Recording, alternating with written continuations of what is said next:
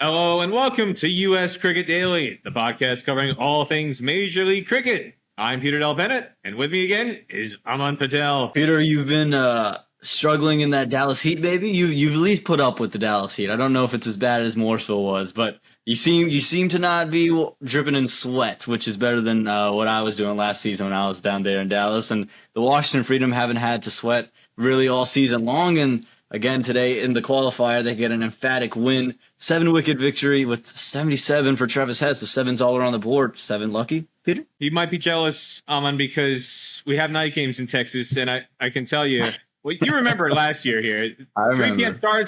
3 p.m. starts. No bueno. No bueno. 7:30 p.m. starts.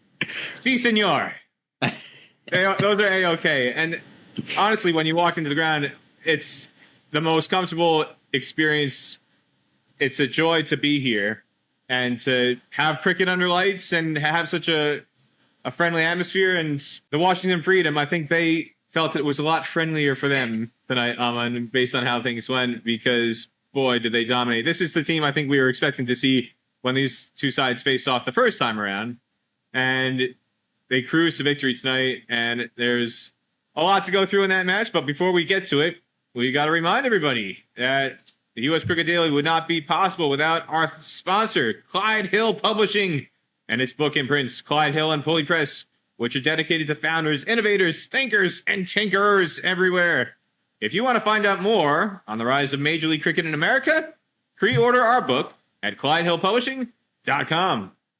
Yeah, and don't forget to give us a follow at U.S. Cricket Daily on Instagram, X, and TikTok, and you can watch our episodes on YouTube. Just search U.S. Cricket Daily. Now, as Aaman kindly informed our audience at the top, Freedom, 7-wicket win over San Francisco Unicorns with a remarkable 27 balls to spare, a.k.a. 4.3 overs, for those of you who are calculating your time remaining in alternate ways. But either way, it underscores what a dominant, emphatic result this was for the Freedom. And it started off with the ball. The bowlers were exceptional. Marco Janssen, 3 wickets. Sarbnesh Volker continues his incredible form this season, extends his MLC leading wicket haul with 2 for 23 tonight. And then when Lockie Ferguson went down injured after taking 1 wicket earlier, Rachin Ravindra stepped up, and he was top of the heap tonight. I'm on 4 for 11 with his spin, and there were really no weak links in this lineup. Glenn Maxwell, who showed up for the press conference, none for 26 in his 4 overs. So even though he didn't take wickets, he was economical. It was hard to find fault in anything the Freedom did tonight, Aaman. Yeah, no, they were just clinical. The way it started, you thought, okay, maybe Sanjay Krishnamurti is going to get things going, but this team just doesn't panic. Steve Smith's got them kind of laser focused, and he just seems to know when to use guys and is getting the most out of those guys. Sarbnesh Volker in particular, as you mentioned, leading the league in wickets this year. Very cerebral, finding ways to get wickets. Marco Janssen looked good, got some swing on this new surface. And, very aggressive, getting Rachin Ravindra in. I thought he was terrific, and they talk about it on the broadcast. It was just the speed in which he was bowling. The ball wasn't turning huge. It was just that he was just getting the batters to press forward, to maybe think that they were going to be able to get a decent connection on the ball and prompt them into a false shot. And it seemed like he was just thinking out the box also. So he looked fantastic. And, that was always going to be a big risk for them, using him as kind of their frontline spinner alongside Glenn Maxwell, no Wakil Hussain. They made that switch, and it's worked out really well for them. So as you mentioned, with the ball, there was nothing to complain about for Washington, and they made things really tough for San Francisco, and San Francisco had to do a lot of work to get to that 145. Well, and for me, the 2 biggest moments were the dismissals of Sanjay Krishnamurti and Josh Inglis. I mean, they were the 2 guys who really destroyed the Freedom bowling unit the first time these 2 teams met. And Sanjay Krishnamurti was player of the match on that occasion. Josh Inglis made 45, Sanjay Krishnamurti 79 not out. And tonight, I thought maybe there was a brief moment where, hey, things might be shining on them. They have the luck going their way, because Sanjay Krishnamurti was bowled off a no ball.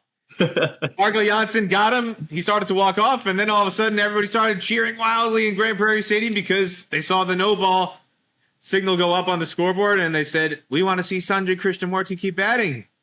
He had already hit 1 really majestic six that was landing not too far from where I was sitting at that point in time.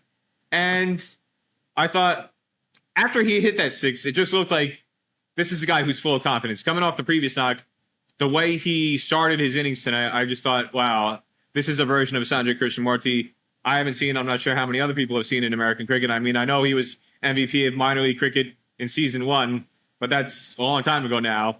And a lot has changed since then. And he just seemed like he's somebody who, when he got into the USA setup in 2021, maybe he was slightly overwhelmed coming in as an 18-year-old, maybe thrown in a little bit too early. But the way he's approached his innings against the top team in the competition at the top of the table alongside the Unicorns, I just thought, wow, this is extraordinary to see. And when he got that no-ball reprieve, I thought, oh, watch out. But then Rachin Ravindra pinned him LBW. He didn't wind up doing anything with it. Josh Inglis out for 8. And Hassan Khan really made an extraordinary recovery for the Unicorns. 57 off 36 balls, wound up being the last player dismissed with 1 over to spare, all out for 145, but 6 sixes in his knock in a scorecard that really didn't have much to show for it.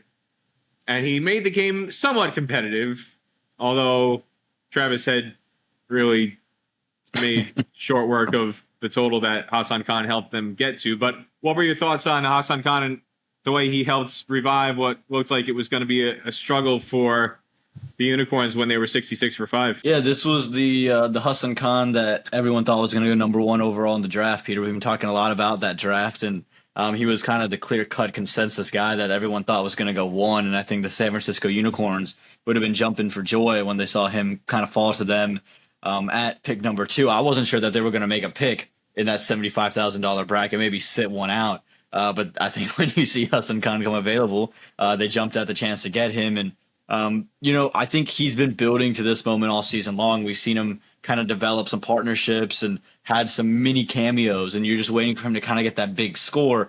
And he did so tonight. And in minor league cricket, he has a strike rate of 180, averaging, in the 40. He has an average in the 40s as well. So he's someone who you rely on to score runs in minor league cricket. So it's no surprise that he's able to get runs here. And it was just kind of the balance in which he showed. He didn't have any fours on the day, but you saw some supreme power hitting, his ability to use the feet, and he didn't let the game come to him in the sense that wickets were falling, things were happening. Rachin Ravindra looked so good, and he comes down the track and hits Rachin Ravindra down the track for 6. He was going to make an impact on the game. He was going to make sure that they knew that they couldn't just bowl whatever they wanted to, and he was just going to try to survive. He was there to score runs. And so that was really impressive to see the temperament, the mindset from this guy, who's only 25 years old, by the way. He's not, someone who's in his 30s. He's 25 years old. He's going to be around for a long time in the USA. To see him perform with that kind of maturity and that kind of confidence was really great to see. And again, I think obviously if you're San Francisco, you would like to have probably 15 to 20 more runs and even beyond that. But Hassan Khan gave you a fighting chance today. Now, you say you think he's somebody who's going to be around for a long time on the USA scene. And before we delve a little bit more into the freedom chase, I got a chance to speak to somebody else who has been a part of the USA scene for a very long time.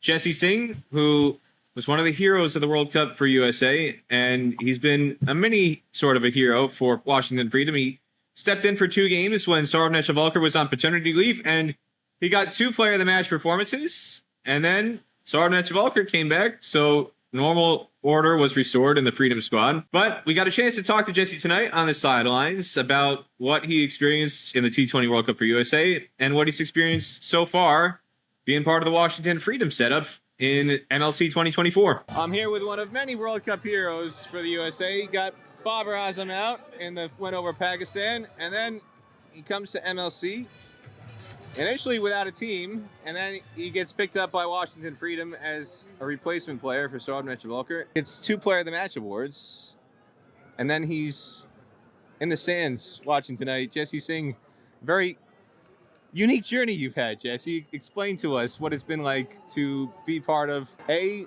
USA's World Cup run, and B, playing a very pivotal role in this Washington Freedom journey to help get them into the playoffs? The World Cup journey was obviously amazing for the whole team and for the cricket in the USA.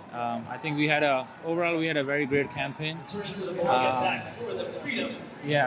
Qualifying for Super 8, in the very first World Cup and putting a US cricket on the world map. I think that was initially a dream for everybody, and that was the goal. And one that we were able to do it, and then couple of individual success of players to see that, how Saurav, Aaron, Mona, some of these guys stepped up in the World Cup and they shined on a big stage. So that's pretty good to see for cricket in the US. Secondly, Major League. 2 weeks back I was quite disappointed when the league was starting that I'm not part of it, and then to be able to come in as a replacement for Saurav for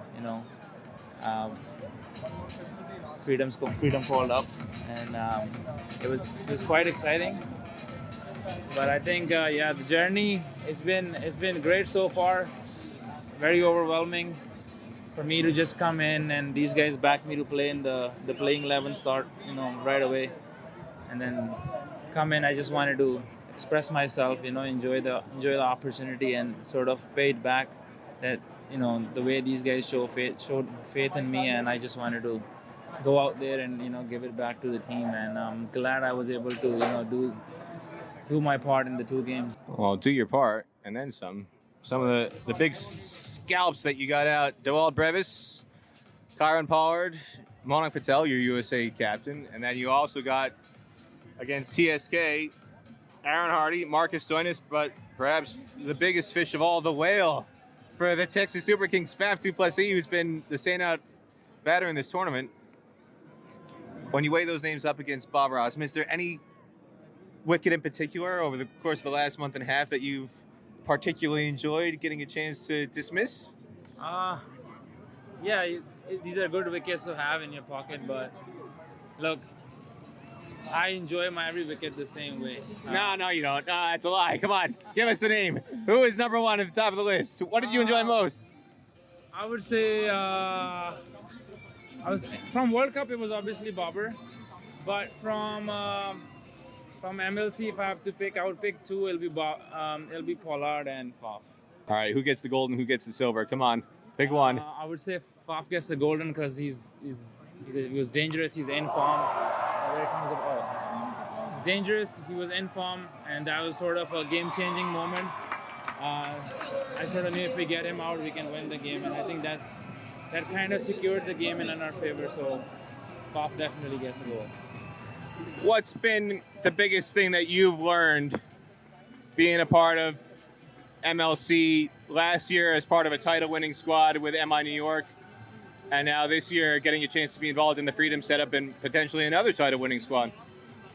Yeah, look, MLC, I didn't really get much opportunity to play last year, but I had one opportunity and I couldn't capitalize on it.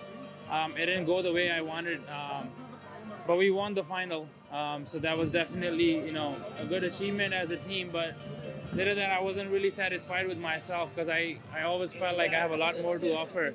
And the way I bowled in that game, it wasn't the way I ever wanted to bowl. So a lot of it was like learning from that particular moment. And I knew if I ever get a chance, when I get a chance back again to play MLC game, I really want to make an impact.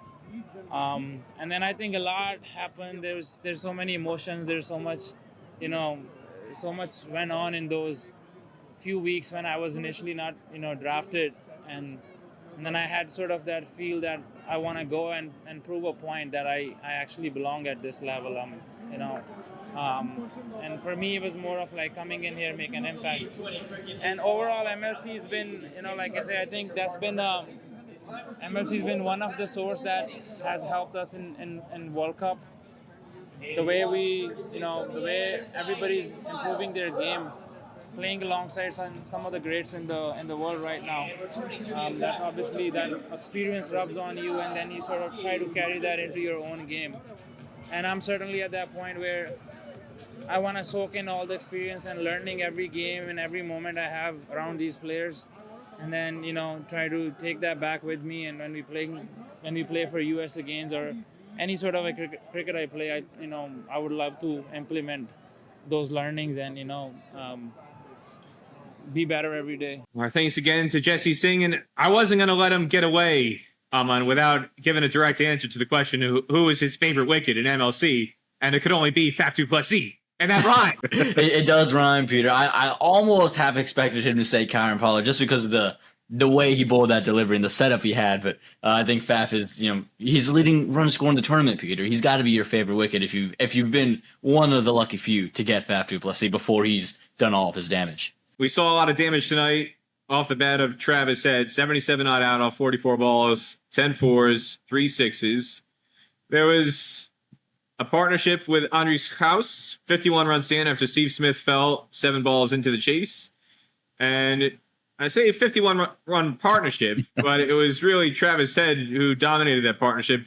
Andries only scored 9 runs there, and he actually got hit on the head. He looked okay. He was signing plenty of autographs after the match, Andries House was, so I don't think somebody would be doing as much fan engagement after a game if he wasn't feeling so well after taking a blow to the head with a bouncer. So Andries should be good to go for the final. But Travis Head dominated that stand, and then he had a little bit more even contribution when Glenn Maxwell came to the crease. Glenn Maxwell with a half-century result, 54 not out off 23 balls, 4 fours, and 5 sixes.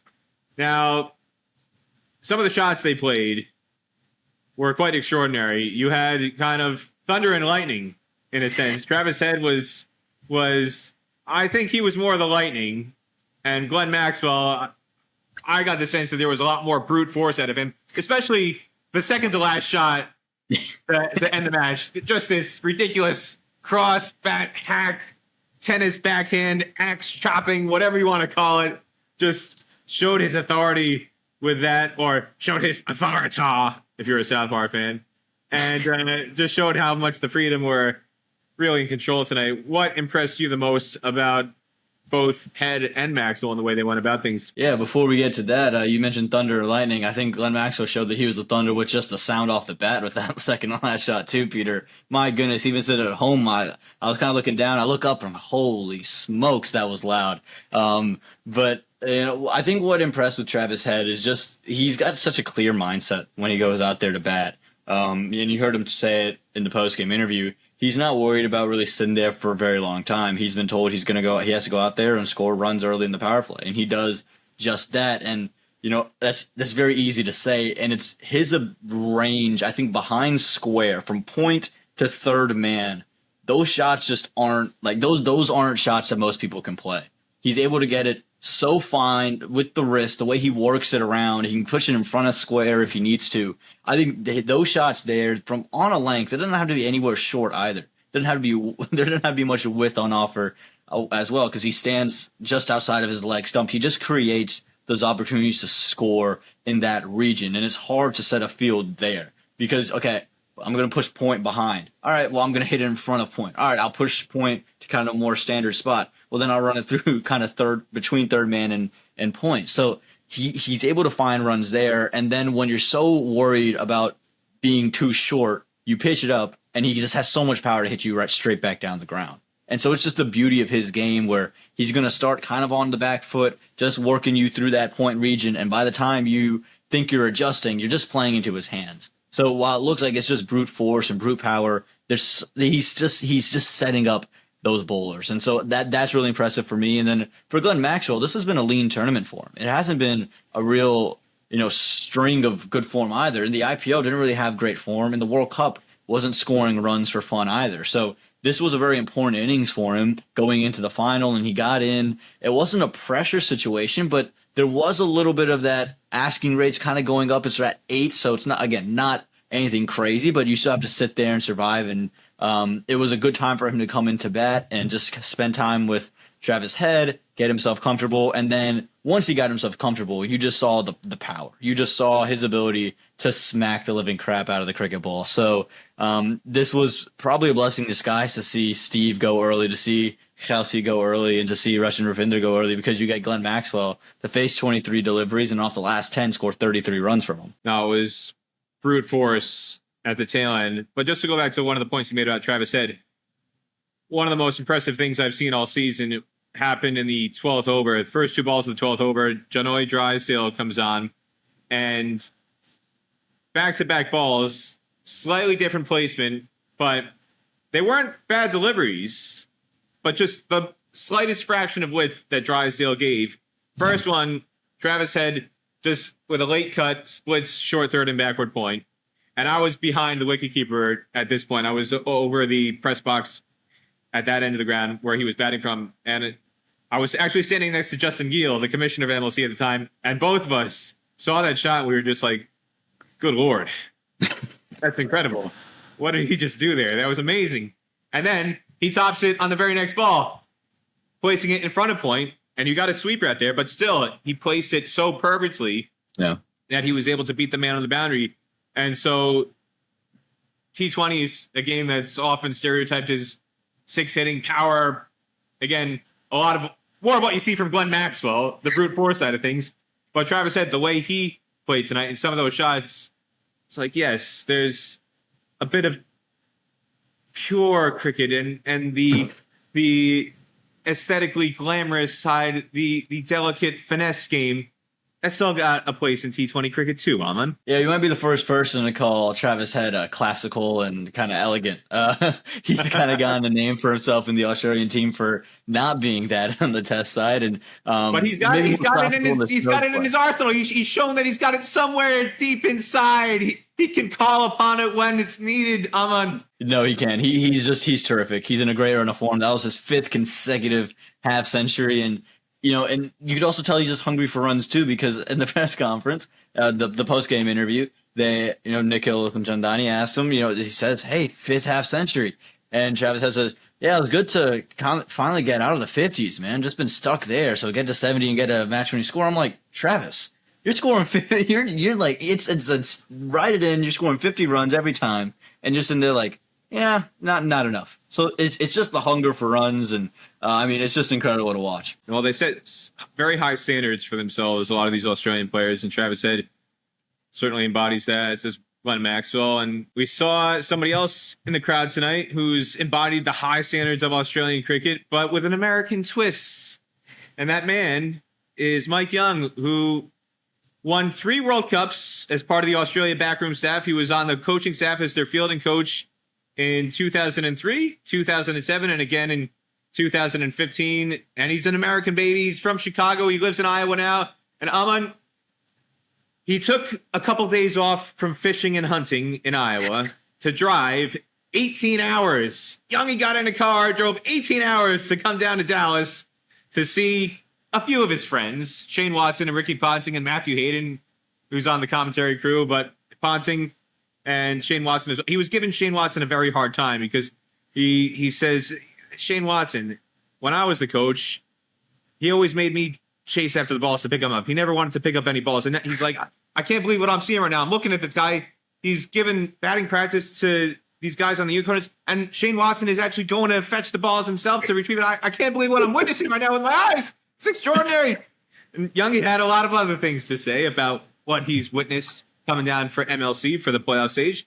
And here's what Mike Young had to say. I'm here with one of the most highly regarded fielding coaches around the world, 3-time World Cup winner with Australia, and he's an American.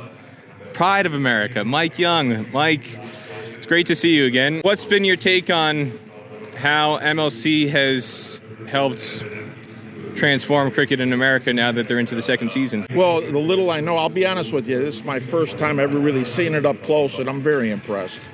Very impressed. I mean, the ground is awesome. Of course, the people, the passion, it's always going to be there. But time will tell, but I think it's going to go very well.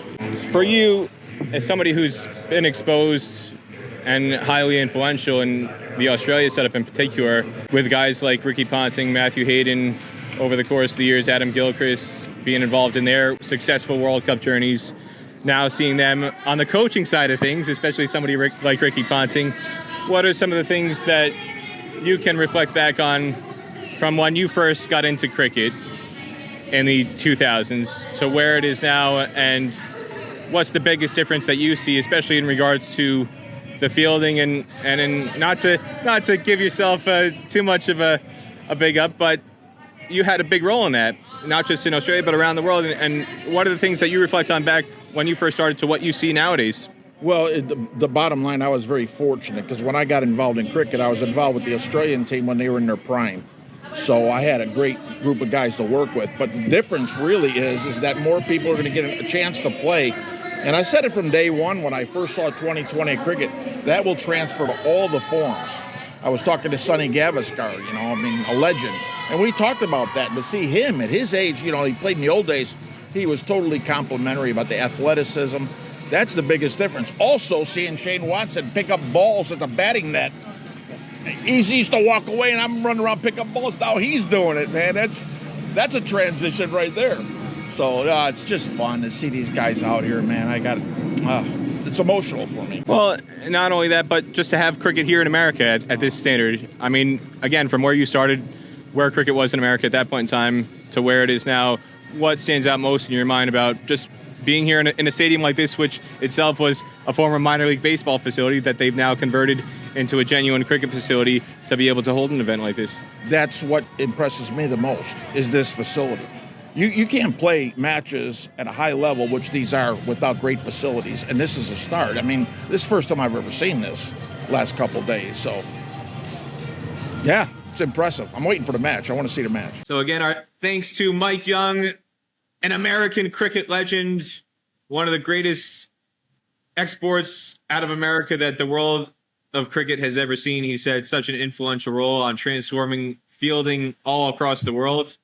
And you got to see some of that tonight, and you got to see some of that all throughout the tournament in MLC with not just his Australian proteges, but the American guys and so many other players across the league as well. So we thank Mike Young for taking the time to speak to us on U.S. Cricket Daily.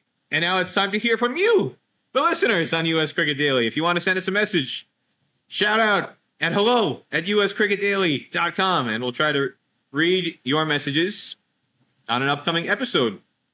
First up tonight is Gus, who messages in to say, I think media personalities like John Boy Media have been great in promoting cricket to baseball fans with his warehouse format of cricket.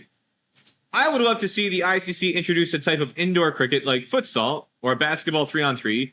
I think it would be fantastic for cricket and would be popular with younger fans. Well, we do have something like this that kind of exists in some places. Aaman, I'm sure you've played a bit of indoor cricket. I know I've. Typically, indoor cricket is a six-a-side thing.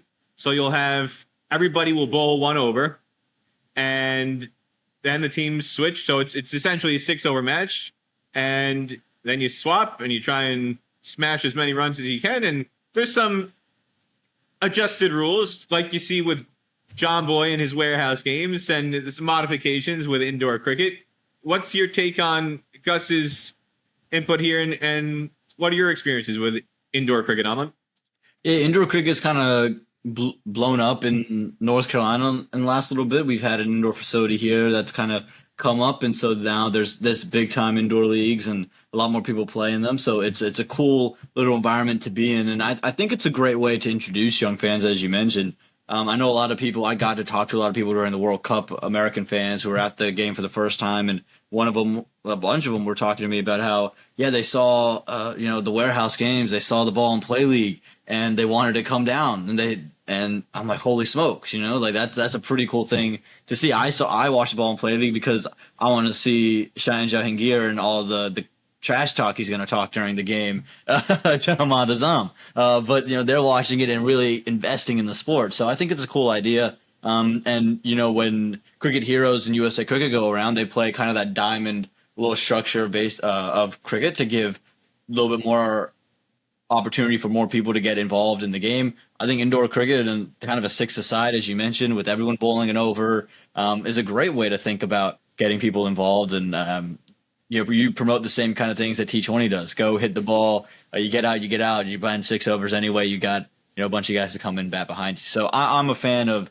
using whatever you can do to get more people interested, and I think it's a great way to promote the game to younger audiences. Chris comes to us with another question. Unicorns versus Freedom. Cummins versus Smith. Who is the better captain for Australia, Aaman? Man, I think C. Smith is very cerebral, and he does a lot of things really well. I think Pat Cummins, what he brings, and just I think he's very calm, very cool, very collected, and I might have a soft spot for fast bowling or all-rounding captains. I just think they see the game from a different lens. I remember watching the Test season 2 when Australia went to Pakistan on those wickets that really were just flat decks, roads, go score runs, and Pat Cummins was talking about his approach, and once Nathan Lyon took a wicket, he said, all right, Nathan, you're off. Starkey, you're on. I'll bring myself on because the ball's going to reverse now. And so you just see a lot of tactics bowling-wise that you don't see from batting captains. So I'm a big fan of bowling captains from all-rounding captains, and you can't argue with the results Pat Cummins has had in the past couple of months. So I'll give it to Pat Cummins in that regard. Well, there you have it. And again, if you want to send us questions on an upcoming episode, we want to hear from you. Email us at hello@uscricketdaily.com, and you can have your question read out on air over an upcoming episode during the playoff phase of MLC 2024. And a reminder, you can follow us at US Cricket Daily on YouTube, Instagram, X, and TikTok. Just search US Cricket Daily, and don't forget to subscribe, follow, and rate us on Apple and Spotify too. Every rating helps us go up the charts and get more listeners and get more ratings and all sorts of other good, fuzzy, warm feelings in the podcast world. So if you want to get in touch, again, hello@uscricketdaily.com. That'll do it for this episode. On behalf of Aaman Patel, I am Peter Del Penna. Come back for more when we recap the penultimate match of MLC 2024 when Texas Super Kings take on San Francisco Unicorns for a shot to get to the final where they will meet the Washington Freedom. That'll do it for this episode. Join us again next time on US Cricket Daily.